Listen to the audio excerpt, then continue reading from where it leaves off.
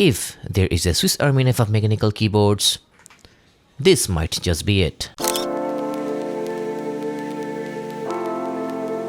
We are talking about a keyboard that has gasket mount, tri-mode wireless connectivity, a hot swap PCB, double shot PBT keycaps, good switches, and get this, a display and a volume slider, all for just 50 bucks, or about BDT 6500.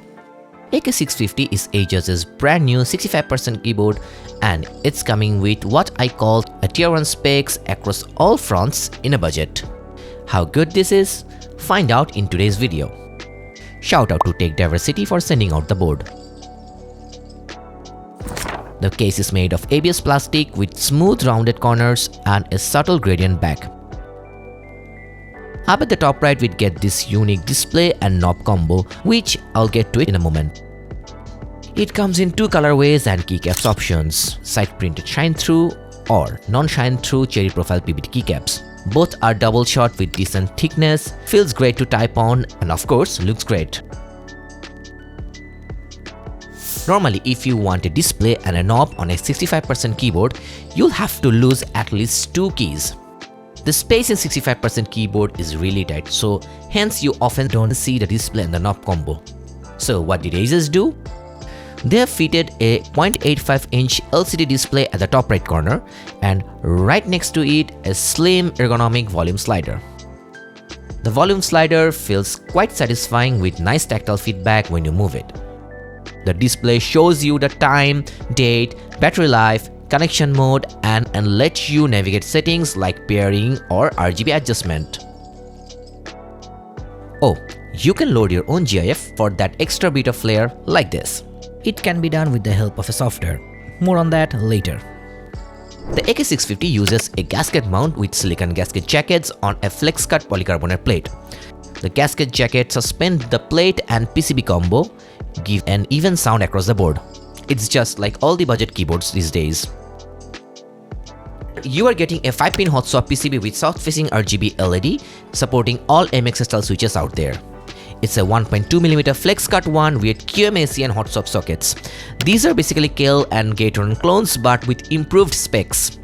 The good part is that the connector point is flush to the PCB, so there is very little chance of shorting the PCB.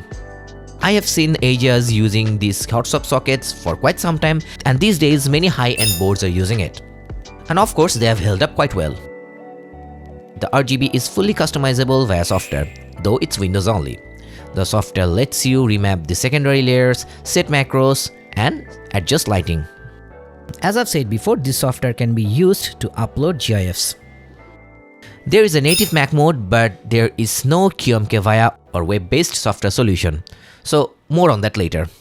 And as for the battery, you can get 5000 mAh. That should last quite some time. So it would be around 150 hours on Bluetooth off with RGB and 25 hours with RGB at 2.4 GHz mode. As usual, the polling rate is 1000 Hz on wired and 2.4 GHz mode and 125 Hz in Bluetooth mode. Just like all the keyboards these days, it has an NK arrow. Now let's come to the switches. You have got 2 linear switches options, Dreamweaving and Flying Fish, and these are Ajazz's own switches made by Huano. And here are the specs. These switches are actually true and tested for quite some time, as they have been present in various Ajazz boards. Both are decently factory lubed, smooth, and in terms of feel, it feels balanced, that are great for both gaming and typing. Combined with the board's various foams and tuned stabilizers, this board sounds quite good. Let's hear the sound test and you be the judge.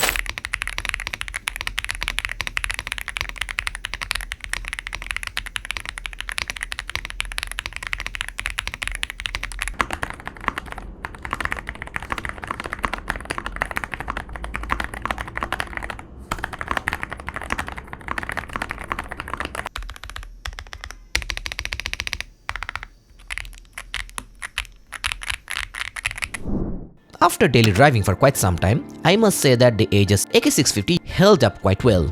The slider, it's still fun and tactile as day one. The display, it works absolutely fine, although I expected this one to display a bit more information instead of date, time, or what it's connected to. But hey, we got a content with what's being offered for budget. Switches, smooth and the factory loop should last a while. They sound really good, bassy and a deep, which many might call talky, creamy or marbly. I think most of the people would like it.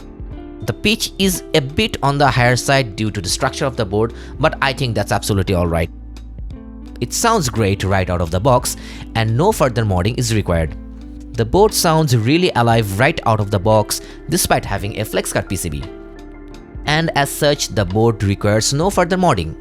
But however, if you are curious enough, you can easily open the board. Just insert a prying tool between the top and the bottom frame and the board should easily be opened. So this is for the ones who wants to experiment with their board. And the typing experience on it was super fun. I really like the typing feel, soft and cushiony. And as for the latency, I didn't see any issues, be it for gaming, in wired and wireless mode, or for casual typing. And for the battery life, it's decent for a keyboard equipped with a display, but obviously shorter than the ones that doesn't have them. Now, if I have to talk about the only downside of the keyboard, it must be the lack of QM VIA. If your primary device is a Windows, this should not be an issue. But for the Mac and the Linux users, yes, you're definitely going to struggle in remapping the secondary layers. And for a small form factor 65% keyboard, remapping the secondary layer is very important for many people. Ajazz said that they are working on a web-based solution, but as of recording the video, it's not out yet. Now the wishlist for improvements. More switches options like gift and even some tactile ones. New shine through keycap colorways like what Keycaps AK650 did. And most importantly, a proper web-based software. Now as for the competition, in the $50 and $60 range, there is Awiden C65 V2 that has knob and VIA. There is Arc R65 that has knob and also VIA. And there is Ola F65 and F65 Pro that are basically 65% version of Ola F75. And lastly, Keycaps AK650. This is a pretty new player in the market with knob and solid build. All of them are quite decent with gasket mounting, great quality double shot PBT keycaps, tri-mode connectivity, and solid tier 1 switches. But here is the thing about this one. None of them could give a knob and display combo in a 65% combo like this. That's the Ajazz AK650 niche and own advantage. It's different from the rest. As of recording the video, there has been a new variant of Ajazz AK650 that is wired only, and that's a crazy value for the price too. So, the final verdict is, for $50, the Ajazz AK650 is a feature-packed monster. For its price, the keyboard punches way above its weight. If you are on Windows, want a wireless keyboard, and like the idea of a compact board with both display and volume slider, this is a no-brainer. It sets it apart from the rest in terms of features and specs. But keep in mind about the stuffs I've talked earlier.